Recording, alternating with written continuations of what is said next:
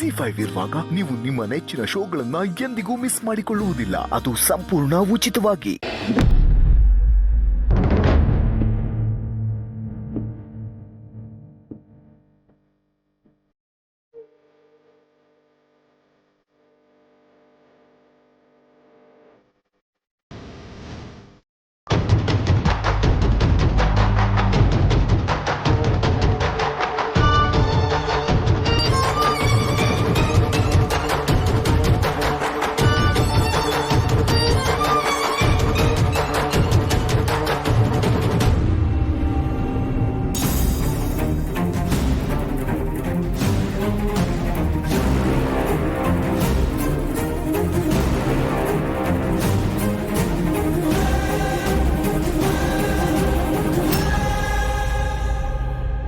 ಯಾವುದೇ ಕಾರಣಕ್ಕೂ ನಿನ್ನನ್ನು ನನ್ನ ಜನನಿ ಮಗಳು ಅಂತ ಒಪ್ಕೊಳ್ಳೋಕ್ಕೆ ನಾನು ಮಾತ್ರ ತಯಾರಿಲ್ಲ.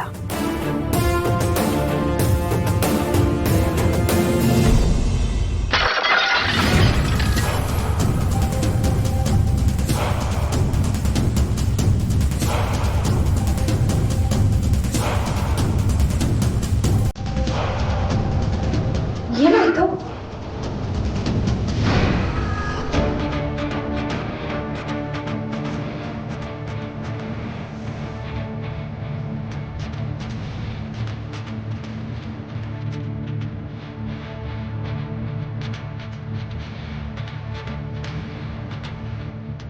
ಏನಾಯ್ತು?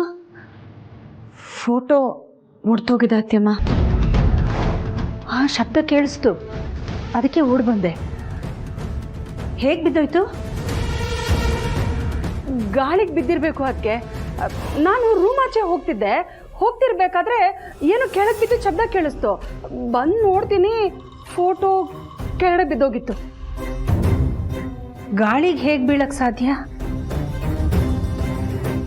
ಅದೇ ನನಗೂ ಗೊತ್ತಾಗ್ತಾ ಇಲ್ಲ. ಅದಕ್ಕೆ ನನಗೆ ಯಾಕೋ ಏನೋ ಅಪಶಕುನ ಇರಬೇಕು ಅನ್ನಿಸ್ತಿದೆ.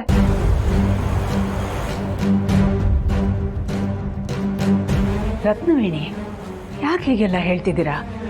ಹಾಗೆಲ್ಲ ಏನೂ ಇರಲ್ಲ. ಪಾರ್ವತಿ, ಮೊದಲು ಈ ಗಾಜಿನ ಪೀಸಸ್ ಎಲ್ಲ ಕ್ಲೀನ್ ಮಾಡಿಸಿ ಫೋಟೋನ ಫ್ರೇಮ್ ಹಾಕ್ಸೋದಕ್ಕೋಸ್ಕರ ಒಂದು ಸ್ಟುಡಿಯೋ ಕೊಟ್ಟು ಕಳ್ಸಮ್ಮ. ಸರಿ ಅತ್ಯಮ್ಮ.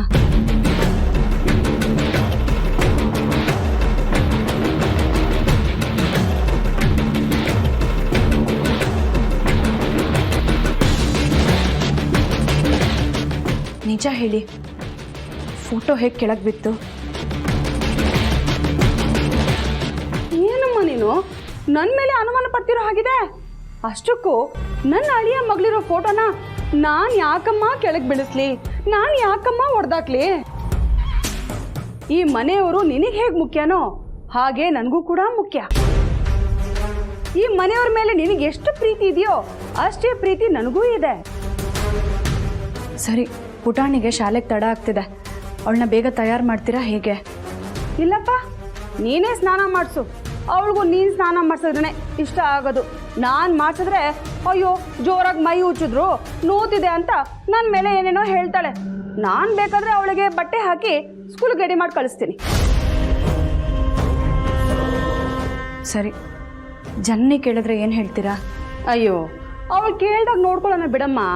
ಈಗ ಯಾಕಮ್ಮ ಅದ್ರ ಬಗ್ಗೆ ತಲೆ ಕೆಡಿಸ್ಕೋತೀಯಾ?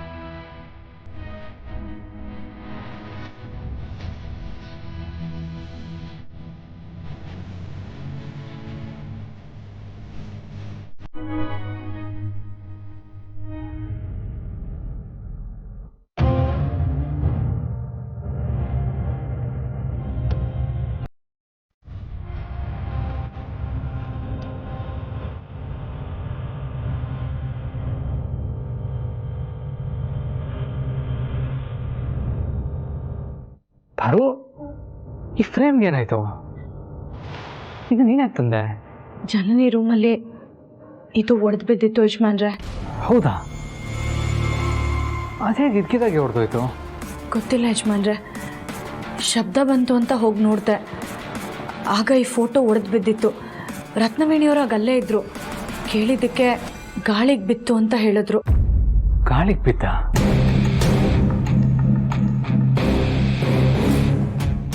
ನನಗೇನೋ ನಂಬಕ್ಕೆ ಆಗ್ತಾ ಇಲ್ಲ ಪಾರು. ನನಗೂ ಅಷ್ಟೇ ಯಜಮಾನ್ರೆ, ಆದರೆ ನಂಬಲೇಬೇಕು, ಬೇರೆ ವಿಧಿ ಇಲ್ಲ. ಅಲ್ಲ, ರತ್ನವೇಣಿಯವರು ಏನಾದರೂ ಬೀಳ್ಸಿರ್ಬೋದಾ? ಅವ್ರು ಯಾಕೆ ಬೀಳಿಸ್ತಾರೆ? ಗೊತ್ತಾಗ್ತಾ ಇಲ್ಲ. ನನಗೇನು ಹಾಗೆಲ್ಲ ಅನ್ನಿಸ್ತಾ ಇಲ್ಲ ಯಜಮಾನ್ರೆ. ಯಜಮಾನ್ರೆ, ಇವತ್ತೇ ಹೋಗಿ ಇದನ್ನು ಸರಿ ಮಾಡಿಸ್ಕೊಂಡು ಬರ್ತೀರಾ?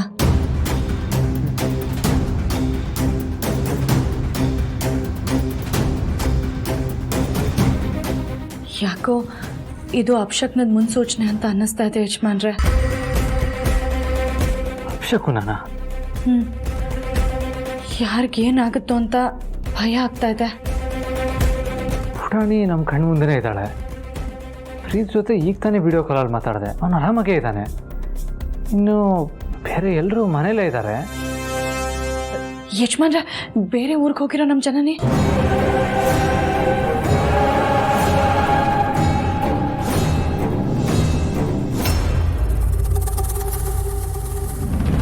ನಾನೇ ಇವಳಿಗೆ ಬಟ್ಟೆ ಹಾಕಿ ನಾನೇ ಇವಳಿಗೆ ಶಾಲೆಗೆ ರೆಡಿ ಮಾಡಿ ಕಳಿಸ್ತೀನಿ ಅಂತ ಹೇಳಿ ನಾನೇ ತಗಲಾಕೊಂಡಾಗಾಯ್ತು.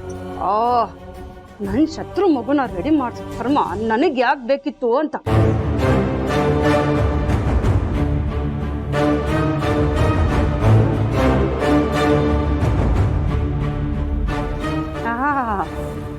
ಎಲ್ಲ ಅವ್ರ ಅಮ್ಮನ ಥರನೇ ಬುದ್ಧಿ.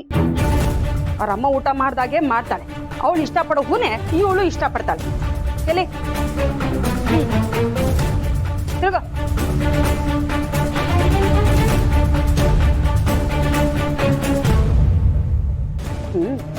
ಇಷ್ಟೆಲ್ಲ ಆಗಿದ್ರು ಇವಳು ಜನ್ಮ ಜಾಲಾಡ್ಬೇಕು ಅಂತ ನನ್ನ ತಲೆಗೆ ಹೊಳಿಲೇ ಇಲ್ಲ. ಛೇ, ನಾನು ಆಗ್ಲೇ ಎಚ್ಚೆತ್ಕೋಬೇಕಾಗಿತ್ತು. ಇದು ನಮ್ಮ ವಂಶದ ಕುಡಿ ಅಲ್ಲ, ಆ ದರಿದ್ರರ ವಂಶದ ಕುಡಿ ಅಂತ. ಏನ್ ನೋಡ್ತಾ ಇದೀಯಾ? ತಿರ್ಗೋ.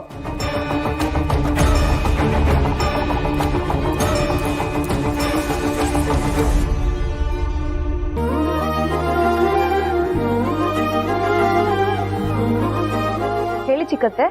ಜನನಿ, ಹೇಗಿದೀಯಮ್ಮ? ನಾನು ಚೆನ್ನಾಗಿದ್ದೀನಿ ಚಿಕ್ಕತ್ತೆ. ನೀವೆಲ್ಲರೂ ಹೇಗಿದ್ದೀರಾ? ನಾವು ಎಲ್ಲರೂ ಚೆನ್ನಾಗಿದ್ದೀವಮ್ಮ. ನಿನ್ನ ಕೆಲಸ ಎಲ್ಲ ಹೇಗೆ ನಡೀತಾ ಇದೆ? ಹಾಂ ಚಿಕ್ಕತ್ತೆ, ಎಲ್ಲ ಚೆನ್ನಾಗಿ ನಡೀತಾ ಇದೆ. ಸರಿನಮ್ಮ. ನೀನು ಯಾವಾಗ ಬರ್ತಿದ್ಯಮ್ಮ ಜನನಿ? ಇನ್ನೊಂದು 2 ದಿನ ಆಗುತ್ತೆ ಚಿಕ್ಕತ್ತೆ. ಸರಿ ಇರು, ನಿಮ್ಮ ಅಕ್ಕಂಗೆ ಫೋನ್ ಕೊಡ್ತೀನಿ. ಅಕ್ಕ? ZEE5 ಆಪ್ ಡೌನ್ಲೋಡ್ ಮಾಡಿ ಎಲ್ಲಾ ಸಂಚಿಕೆಗಳನ್ನು ಸಂಪೂರ್ಣ ಉಚಿತವಾಗಿ ನೋಡಿ.